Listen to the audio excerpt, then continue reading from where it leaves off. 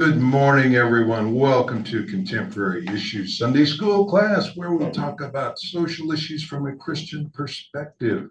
We might have a few new folks here, so let me introduce myself. I'm Steve Baska, leader of the class, and going to do a little presentation today on protests, such as the No Kings rally that was held yesterday. And I believe if it got the 9 million people across the country that it was supposed to, it would be the biggest rally in the history of the United States. Orly? We could also mention what happened in England as well. Right. We will do that. In London, I understand there was a huge protest. Well, okay. Supportive protest. 16 other countries. Oh, yeah. I read in the news. 16 countries also did. Yeah. And before we start into that, I want to do a couple of usual announcements. Zoomers, nice to have Susan and Joe with us today. And please mute yourself when you're not speaking. And Susan, can you hear me okay? Checking, good.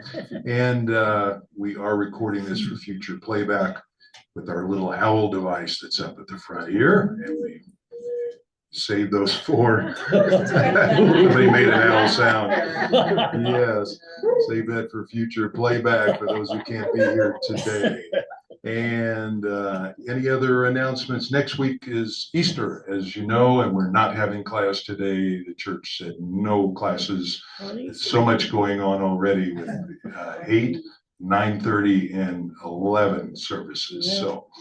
So we'll be doing good to keep all the traffic flowing next week. Anyway, in past years, I have presented on Palm Sunday a little bit about what happened each day of Holy Week. And that's a good topic. And if you'd like to see that, go on our video list and see that from previous years. So, because it's interesting how Jesus stayed at the bed and breakfast of Mary and Martha over those days. And there was a lot going on that's not generally recognized during Easter week.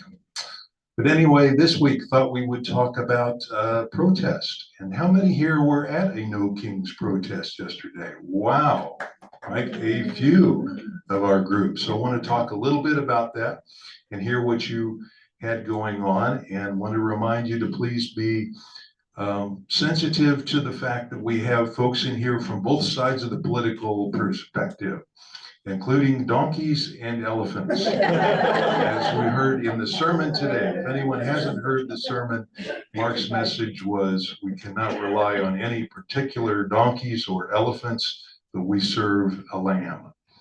And I thought that was a good way to say it. And he did point out that, in his opinion, that the waving of the palm branches that was done when Jesus entered into town was a peaceful protest. And I never really looked at it that way. Vicki and I always think about it because when we were in Israel in 2012 with a church group, we waved the palm branches and walked down the hill at the Mount of Olives, and it was very meaningful for us to do at that time. But let me jump into it. Let me do a couple things before I ask you about your experience here. And the thing that made me want to talk about this today in particular was a New York or a Wall Street Journal column that said these rallies are just politics like bad group therapy. It was a negative column, and I thought, this is not really looking at a good perspective from protest. So this was written by a psychotherapist practicing in New York who said, in his opinion, he said, participants in the No Kings rallies accomplishes nothing practical, but it just makes them feel heard, validated, and affirmed. He said, and that's fine. No Kings rallies offer a framework for people to affirm with their own like-minded people what they don't like about something going on in politics today. But it really accomplishes nothing because they don't try to get out of their comfort zones and talk with people who disagree with them. And he says, these gatherings offer political expression and a sense of alignment with others. But until you get out of your comfort zone and talk with others, it really does no good. And it was a totally negative When's Trump gonna do that? one, and yeah, Sounded like the White House response too. Yeah, right. yes, kind of like the White House response. So I immediately went on my phone and I Googled for what were effective protests in US history? How were they really effective? And AI comes up with a quick summary. And it said effective protests in history were the most effective were the civil rights marches of the 1960s, the women's suffragette parade of 1913, and even the Boston Tea Party of 1773. These all achieved success by disrupting status quo policies, shifting public opinion, and forcing legislative action. These actions often utilized peaceful direct actions, but they also included boycotts, sometimes economic boycotts, strategic marches to influence lawmakers, and they were successful in bringing about change. So I thought those were good examples. You can't just dismiss it. Even in the day when I went last October, I didn't go yesterday to the No Kings rally, but I kind of had that feeling as I was marching with my little sign too, that what are we really accomplishing? Because you don't see anything happen immediately. But the point, those who have studied this really have found that protests are, and especially from the Vietnam era too, as they go through and grow in numbers and influence, they can make a difference and be a vital tactic in association with these other things to really make things happen. So that was my impetus for wanting to talk about today. But let me hear what you all did yesterday, where you were. Linda, you were at the Capitol, is that right? Yes. Okay. Yes. And And I think I said earlier. there's a microphone in the back. Frank, would you send that microphone forward?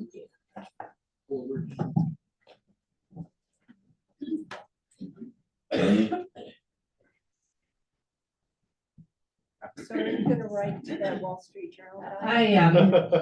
I went with 5 of my friends. We were all in our 80s and 90s, and we took our chairs. Yes, girl. We went to the Capitol, and they had 2 rows of accessibility chairs available for people who came with walkers or wheelchairs or whatnot.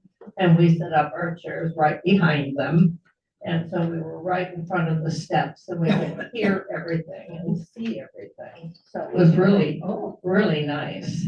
And because we're all aged, we opted not to march, but we wanted to be there for all the speakers and have our bodies counted as part of the protest. So it was great. And we had our signs that all said different kinds of things. And what did your sign say? Mine said, "I love Ukraine." And if any of you have seen the back of my car, I have a Ukraine flag on the back of my car. And I wore my Antifa t-shirt. AUNT. And my daughter, and maybe I'm tying this because you'll probably see when you look at pictures of the various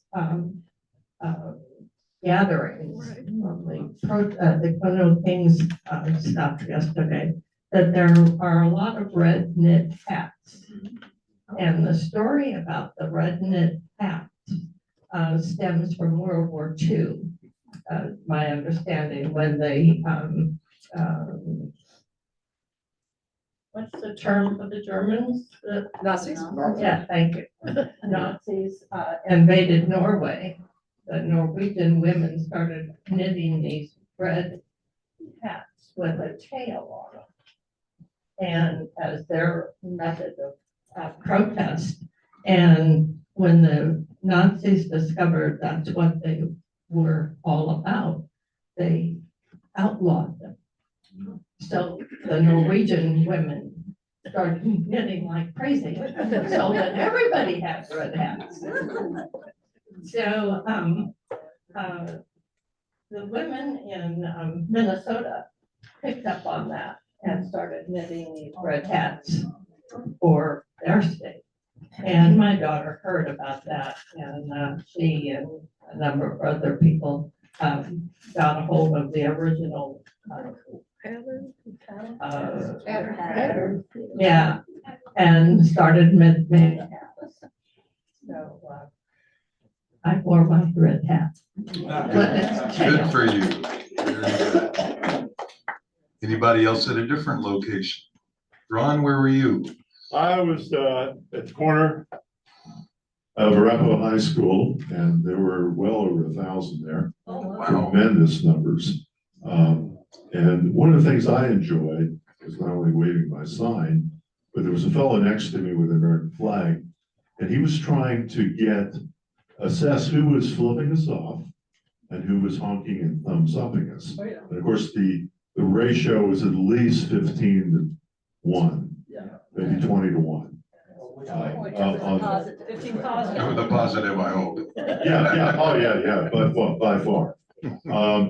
But he was trying to say, I want to see if I can get a honk out of somebody driving a Ford truck. That was his goal, yeah. And so we were doing a psychological study in what kind of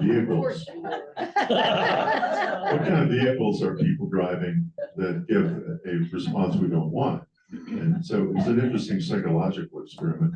I also thought in terms of course, it's usually young, aggressive men that are driving fast and driving heavy or sporty vehicles.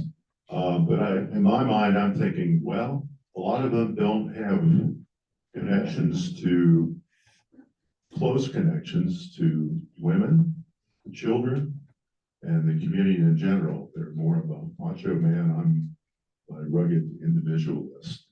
But it was a good experience. I think the positives, it builds the morale of the people. You realize you're not alone.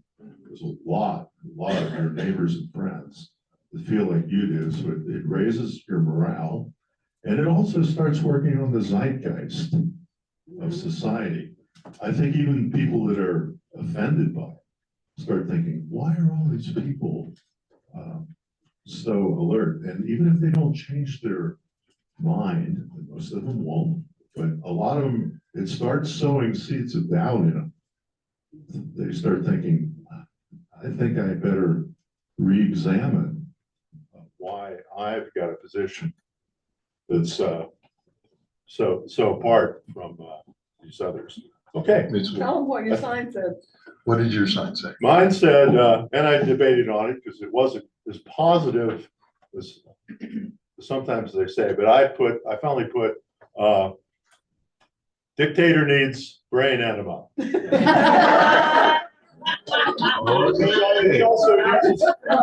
Which also uses humor. I think humor. Yes, I can see the humor in that. Okay.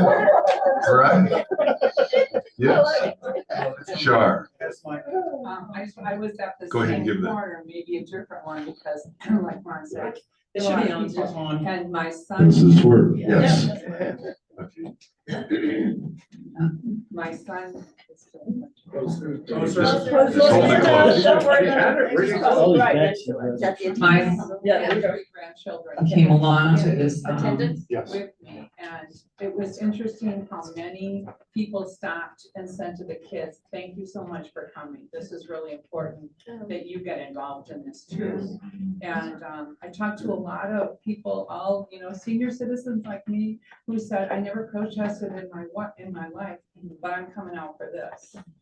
And A lot of new people. yeah, and I have a lot of friends in Minneapolis, my kids live there. And, And the ones that went to the Capitol in St. Paul. that was really, it was. That was big. That was big. Yeah, and Bruce Springsteen was there, Bernie Sanders was there, they had a lot of good speakers, they said it was really, really motivating. My cousin was there also. Yeah, it was a great, yeah, and my. Yeah, they reportedly had more than 100,000 people at the Minneapolis protest. And Jane Fonda, Joan Baez, and other celebrities were there also. Yep, go ahead. give the microphone to Karen, please. Thank you. So I wanted to share something. I was not at the place where I'm going to tell you about. It's Sandpoint, Idaho. Several years, 10, 15 years ago, we lived there. It's a very, very red part of the state. It's in the Panhandle, about 100 miles south of the Canadian border, north of Coeur d'Alene. So that's where it is.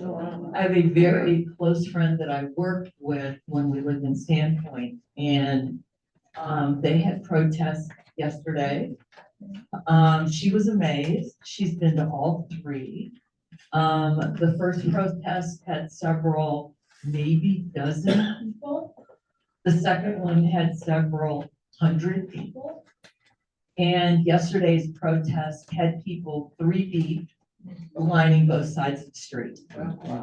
So that just really touched my heart. Exactly what you said, the motivation, people see their friends and neighbors. And this is a part of the state where in Idaho, I cannot tell you how red it is. So I was just quite pleased. Very good. Could I just add? that Sorry, for Shar, go ahead. students in Canada, a cousin of mine in Windsor, Ontario, sent a video of all the protesters in Toronto, and she was real excited to see about the international support that goes along with it. And they were singing America the Beautiful, and they changed the words. And maybe Susan's familiar with that. Susan in Canada. Yeah, Uh-huh. no, they, Yeah, Susan, tell us if there were protests there in Canada. You know, I didn't hear about any, but I haven't really been focused on the Canadian news in the last 24 hours or so, but I wouldn't be surprised because there's always a lot of rallies. And I know that, for example, the Iranian community was really rallying and hundreds of thousands of people were coming out weekend after weekend the last few weeks. So it doesn't surprise me that Toronto was out yesterday. And I'm sure there were other communities pan-Canadian that also were showing support because we have a vested interest, of course. Yes, yeah. Susan's in Toronto, Ontario. So thanks for sharing that. Yeah, pass the microphone back around. Let me share with you one little thing that I saw last time I was there at the October rally. A sign that I thought was wonderful was there were 2 gay gentlemen standing and they were holding hands and they had a sign that said, no kings, but more queens. And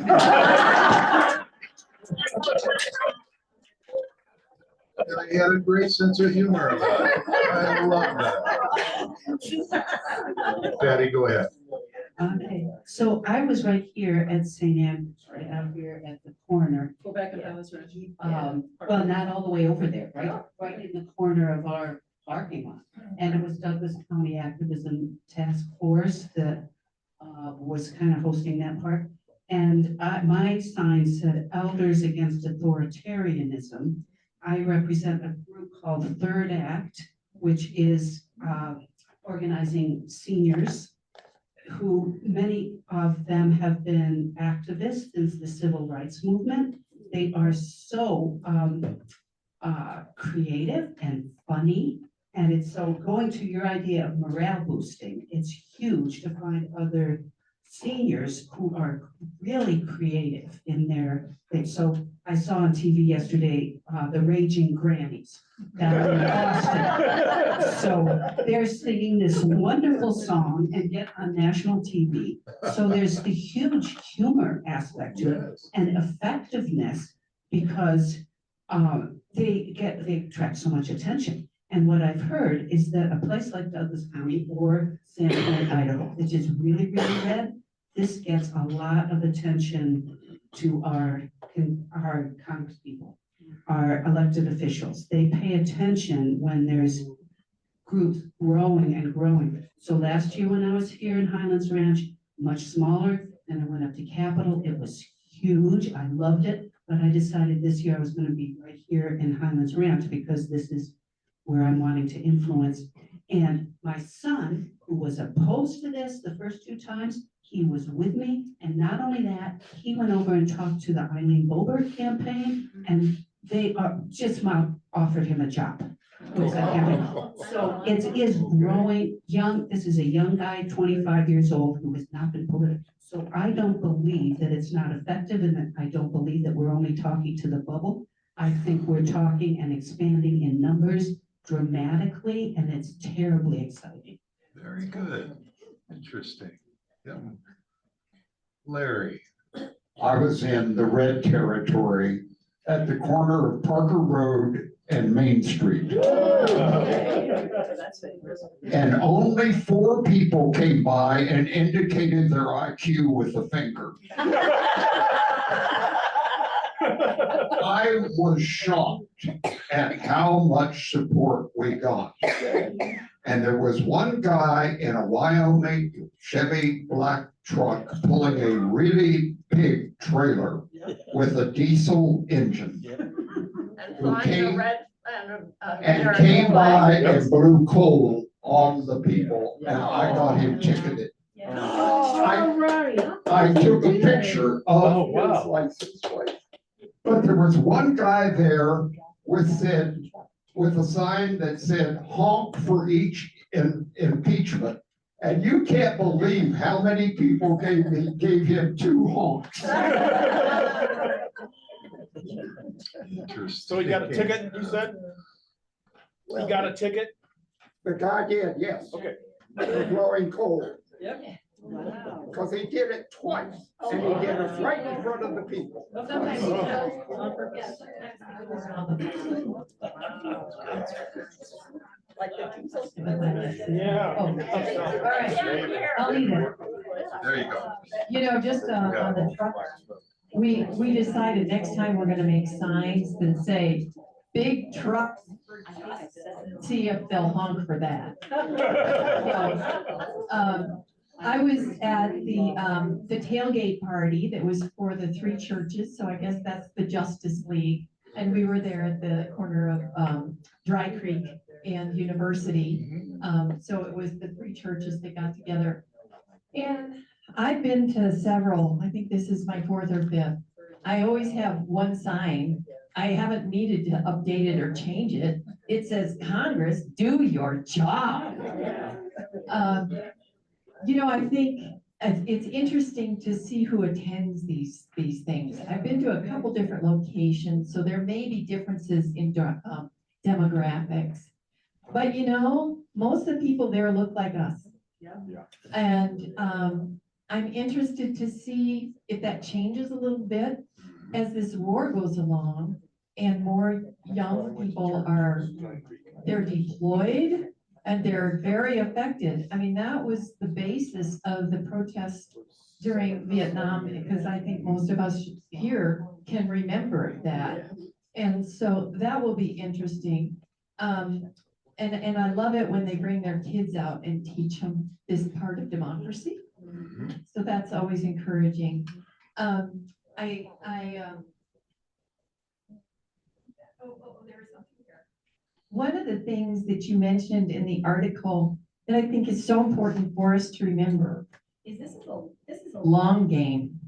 Yes. Like if we remember the Vietnam War protests, it wasn't a day, it wasn't a week, it went on for years. And I think what we've noticed, and Karen, you mentioned that, is the momentum grows.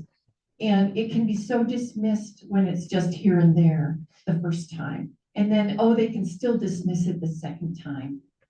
But the more it grows and the more it spreads, it then becomes a thing, and it's there and they can't ignore us. Right. So we need patience, and we have to know that each time we do it, we're adding a little bit more to the consciousness of those that need to see this. So I guess I would just say, yay, let's just keep going and have the patience. It's working, but it's working on a different level. And when you think back to the civil rights demonstrations, they went on years. It was, what, 10 years? And they had to build. Yeah, it has to build. So Before they became effective. yeah, Right. we're on a path. Yep. Good. Thank you for sharing. I would like to know How people Oh, we're kind of in and out, aren't we? I know, we're sorry. I would like to know what people think in light of Rev. Mark's sermon today, Mhm. what they think of protests. Because we're talking about elephants and monkeys and, lambs and things like that.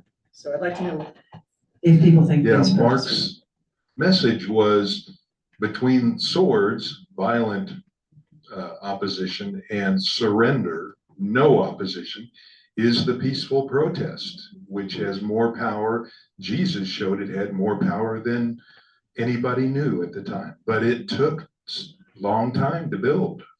Obviously, yes. Send the microphone over to I Karen. just have a quick comment. Nothing has changed in 2000. Nothing's changed in 2000 years, she said. Right, yeah. It was successful then. I'm sure we can be successful now. Good point. Let me share a couple things with you here.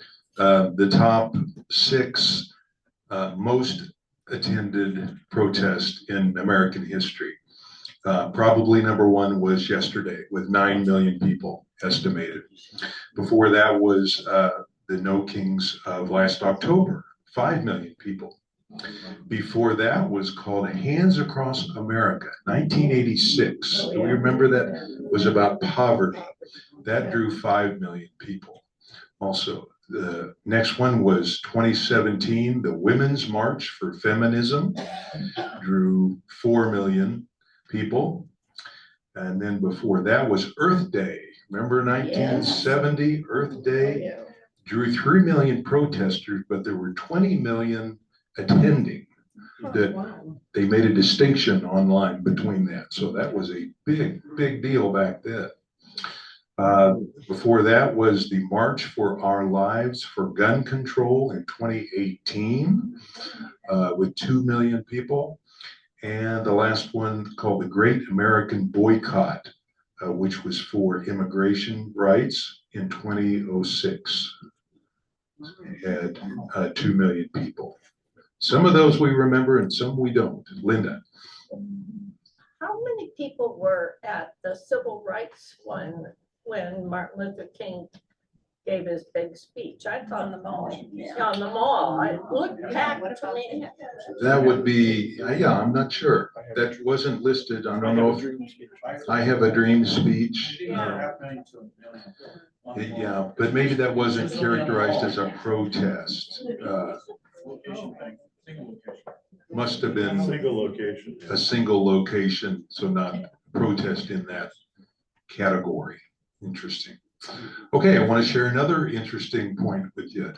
From the conservative side, the American Enterprise Institute is a conservative research firm that does advising for conservative causes.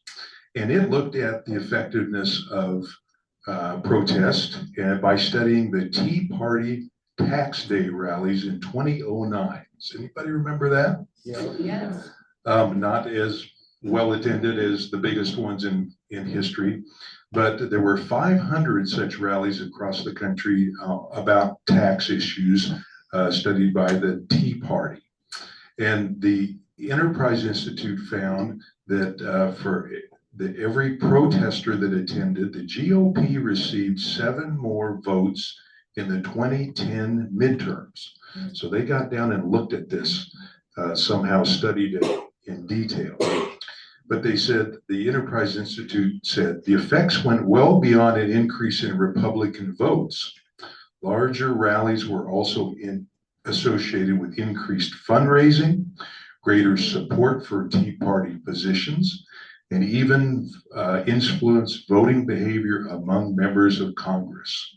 So the Enterprise Institute recommends that conservative groups look at protest as an effective additional tactic to use in achieving our goals.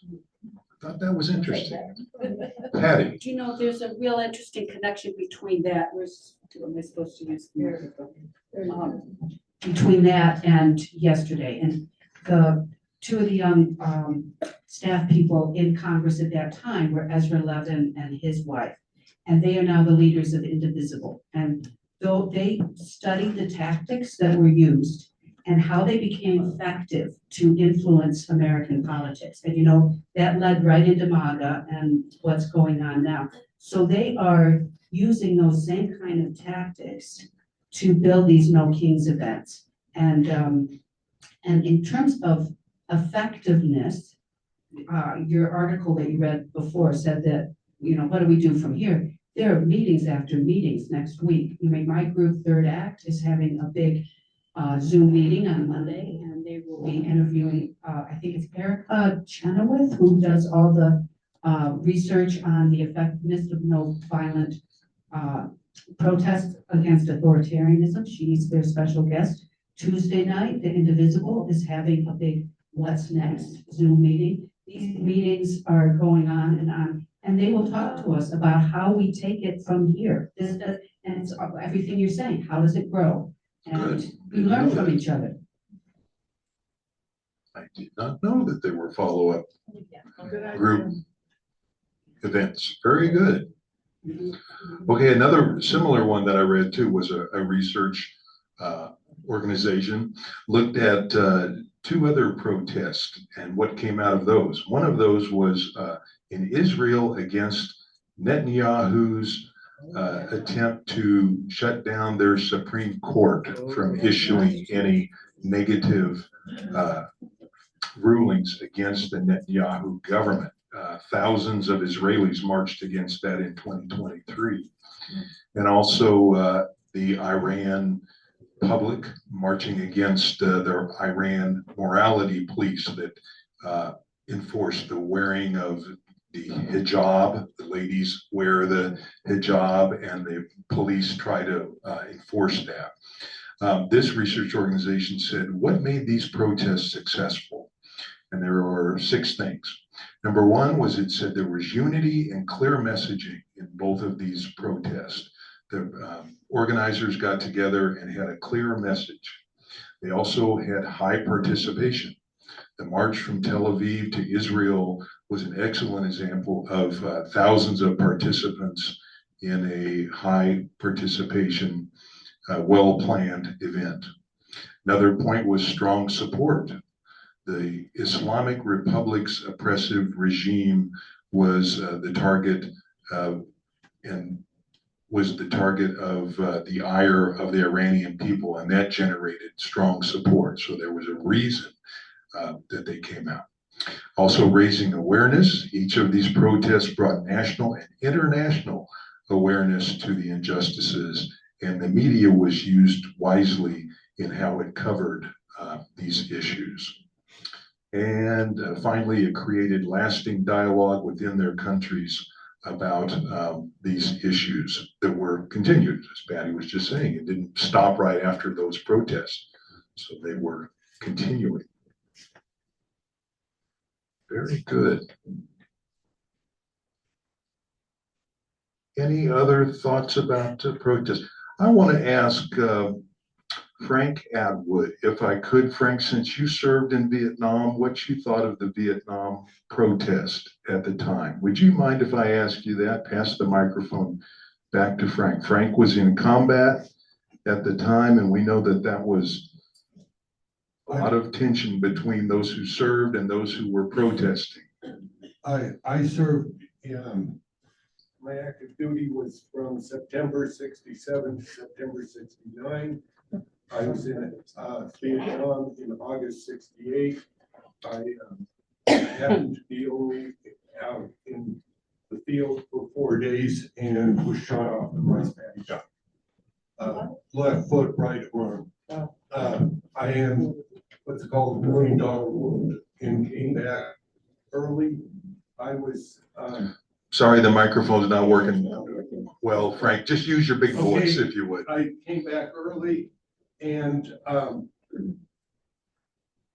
when I first went over there, there were a few anti-war protests taking place. By the time I was back in 69, 70s, the movement had become more socially acceptable on campuses in a way to date women. No, okay.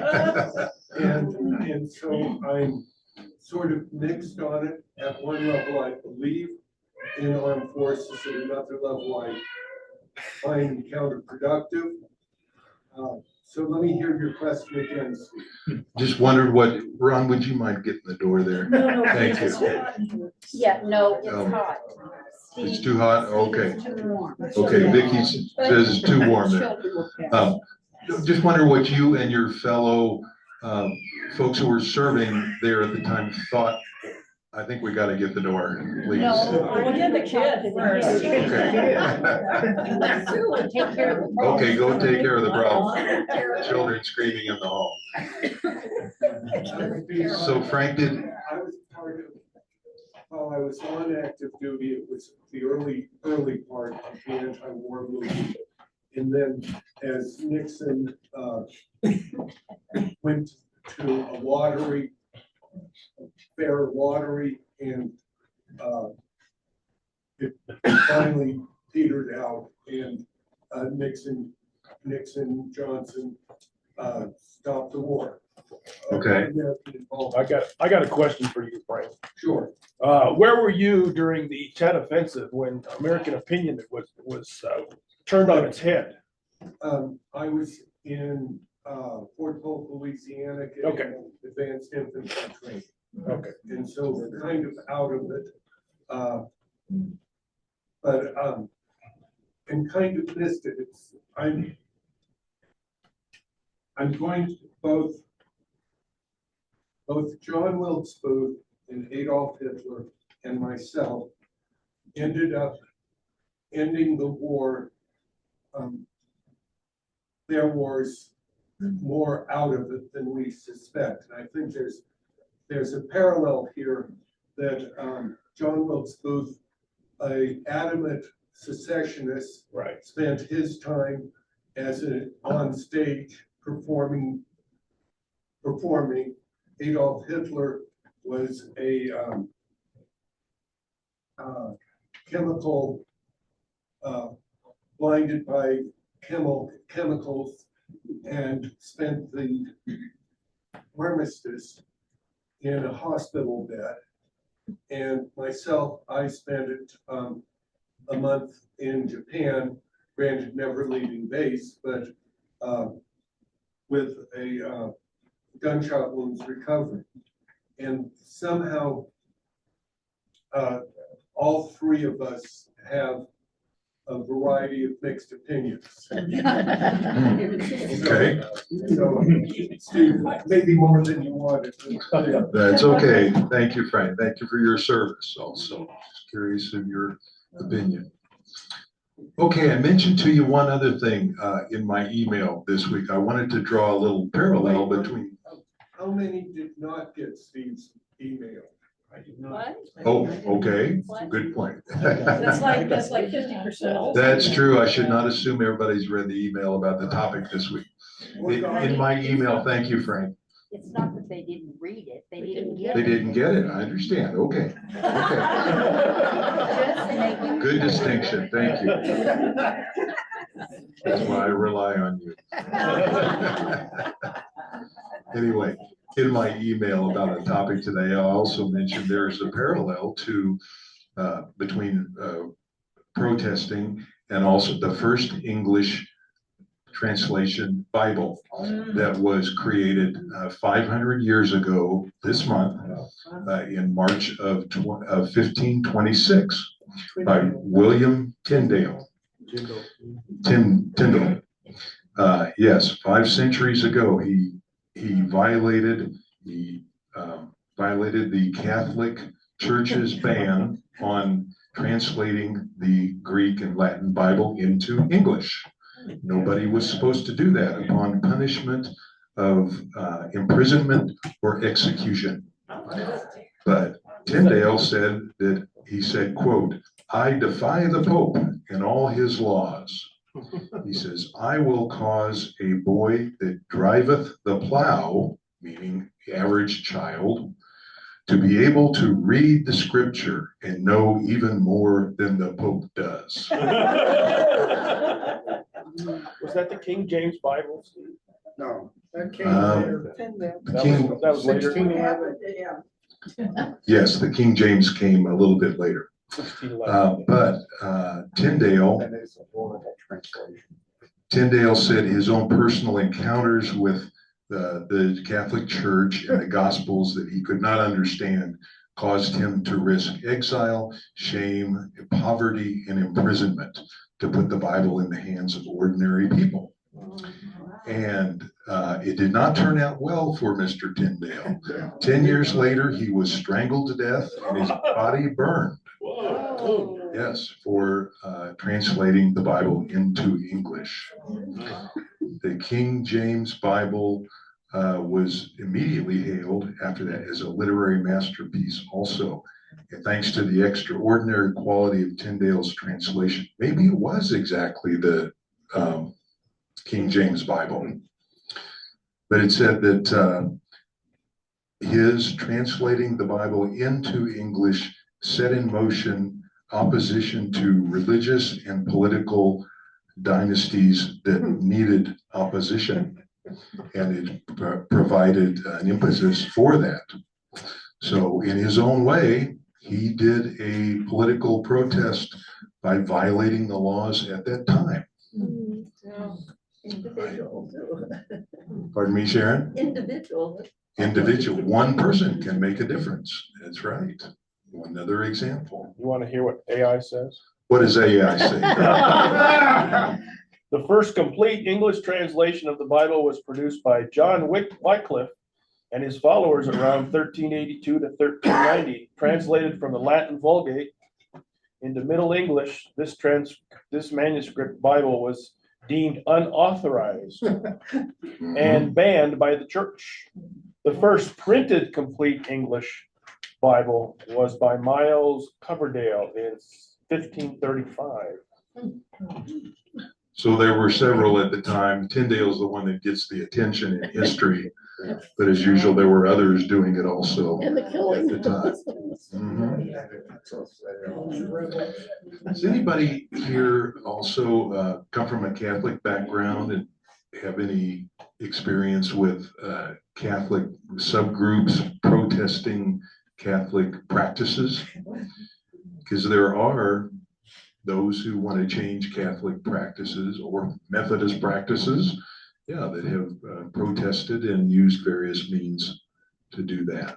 Steve, you're right. This Tyndale Bible says, Tyndale's biblical text is credited with being the first English language biblical translation to work directly from the Greek and for the Pentateuch Hebrew texts. Oh, from Greek and Hebrew, not Mhm. going through the Latin. Not the Vulgate. Okay, very good. I want to ask our cultural anthropologist about the issue of protest, if I could. No, Dr. Peter. no, I came from another meeting on Ethiopia, so I've got Ethiopia on the mind right now. But Okay. I'm sorry to be late. That's quite all right. Sorry to be late. We're just talking about the No Kings rallies yesterday, and that protests have been effective in many countries. Well, you're very nice to ask, especially for a tardy person such as myself. But briefly, social movements. No Kings is a social movement. We could call it a socio-political movement. Mhm. But it's basically a social. I was there yesterday. I was part of the No Kings movement yesterday, and I was right here near our church. I was delighted to be a part of it. But social movements generally are so powerful, and the people are so often so positive, like the people yesterday. Mhm. Yeah. So just generally speaking, transformation often comes through a social movement. I consider No Kings a social movement. Are they done in less developed countries? Yeah. Also, Africa, the protests are popular there too in this form? Okay. And again, I apologize for being late. No, that's not, we're informal here. No problem. Ron. I gotta put in a plug for the movie Amazing Grace, which I think is right up there behind you, which talks about the 40-year struggle in England of Wilberforce and associates to take slavery out of the English Empire, and then reaching into the Americas. Go watch Tom Cruise's book, Born on the 4th of July, based on the autobiography of Ron Kovich. Anybody remember that movie? Yeah. It's very powerful. There'll be some things in there that may offend you. but it's worth watching. And that movie is waiting to be watched. It's a great one, simply titled Amazing Grace. Are they all DVDs? There's a guy in the back, DVD. Steve. At the movie? Hey, Steve. Steve, go right ahead. Yeah, I know there was a lot of faith-based That one up here is the organizations DVD. yesterday that protested Methodist Church.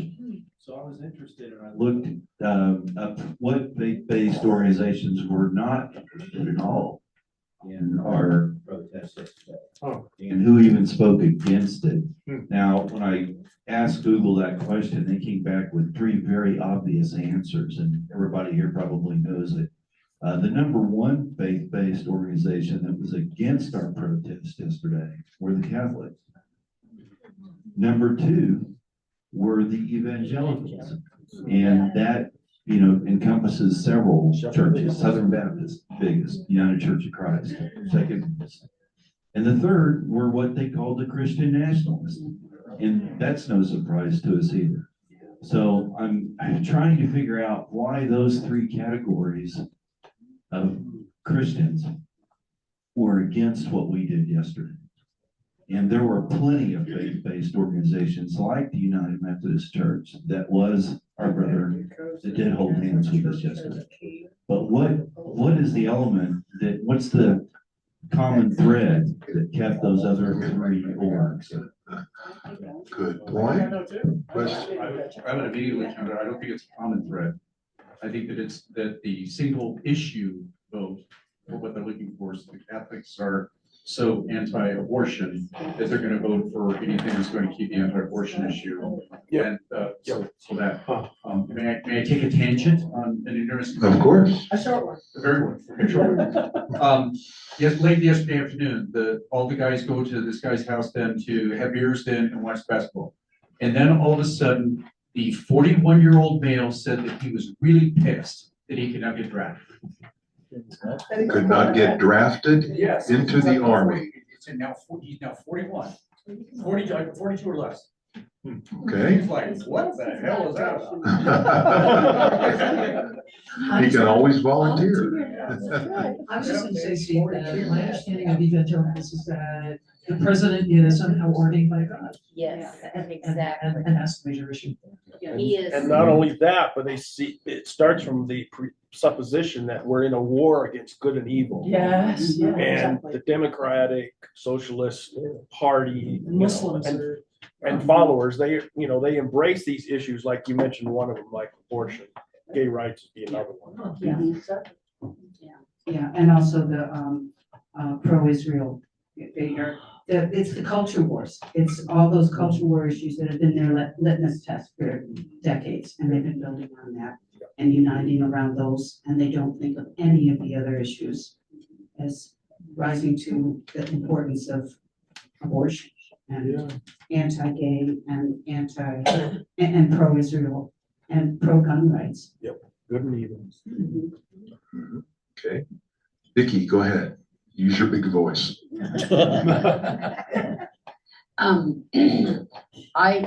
We have good friends back in Kansas City that they believe that the president is God's man for the hour. That's their belief.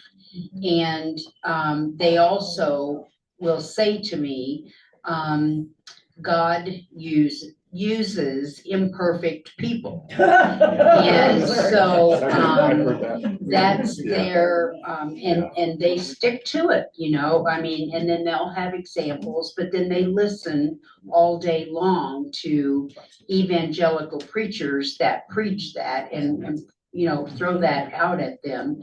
And so like I told Steve, I said, they believe this is the man of the hour, that the president is God's man, and that he doesn't have to be a believer to be used by God. Right. Wow. That's a widely held belief, I believe. Yes, sir, Larry, go ahead. One of the things that Steve asked in his email was how effective are protests. I happen to be reading this book called Gutsy Women. It's a story of around 100 women each story is 2 or 3 pages long, written by Hillary and Chelsea. But there are story after story of protests that women started that succeeded, and one of them was referenced by somebody else. The suffragette movement, the anti-temperance, wasn't there an anti-drinking? Oh, yeah. That was quite the movement back in the early 1900s, late 1800s. The one that was mentioned was the anti-gun stuff, and it And the was started anti-gun? by an 18-year-old girl that's referenced in here. Yes. Give your microphone back to Christine, right behind you, please. Thank you. With regard to Trump being the person that God has ordained, this might sound a little cynical, but to me, it seems as if what he is to do is give the religious leaders political power to impose their views on everyone else. I don't know if abortion might be an issue, gay issue, but it's, and throughout history, whenever religious leaders gain political power, it never ends well. Jesus certainly knew about that.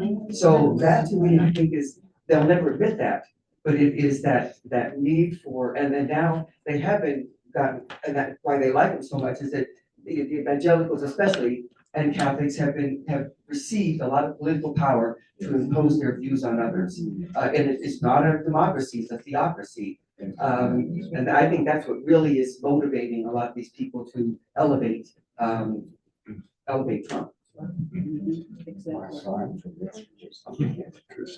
Okay. Larry's sign said save democracy. Okay. Very good. Well, we've only got a few minutes left. Any final thoughts on protest? And sure. I did the MLK walk in Atlanta 3 years ago, and one of the women that was cited, that's probably in your book, was they said that the civil rights movement was kind of languishing for a while until that woman's, I forgot her name, stood up and would not give up her seat in the Rosa Parks. Yeah. And that was part of my She tour. had 2 incidents like that. Yeah, that energized the movement, they said, re-energized the movement. Yeah, and the historians say that the protests are especially effective when they are kicked off by an initiating event like that, and then joined with economic boycotts, things that sustain beyond simply the initial protest. Yes, sir, go ahead. I think that one of the elements of the meeting on Tuesday night is is kind of the transition meeting for the homegrown justice group. Okay. Is to start trying to figure out how we engraft into protests as New Testament Christians our admonitions to love our neighbors, to care for the stranger, and to love our enemies. And so I think that people who want to continue this conversation would benefit from coming to the meeting that Holly announced, and Jim has been working along with Pam. Because I think that's what we have to offer as a Christian community is protest, but it is also love. Very well said. Very good. Thank you so much. Final comment, Susie in the back. Use your big voice, Susie. Okay. I went to the Rosa Parks Museum. And Rosa worked for the NAACP. She was like a secretary there. She didn't get it. It wasn't like, I mean, she had another job too.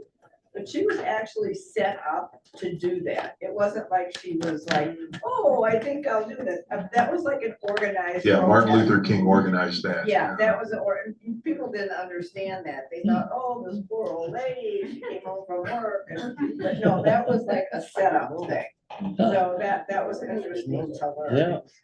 Yes, good point. Lots Lots behind the scenes.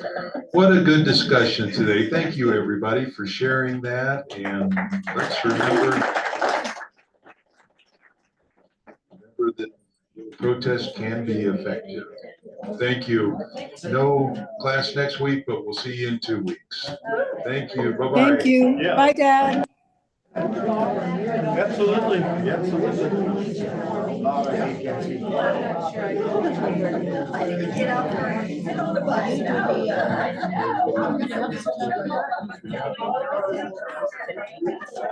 Okay. Well, I'll put this.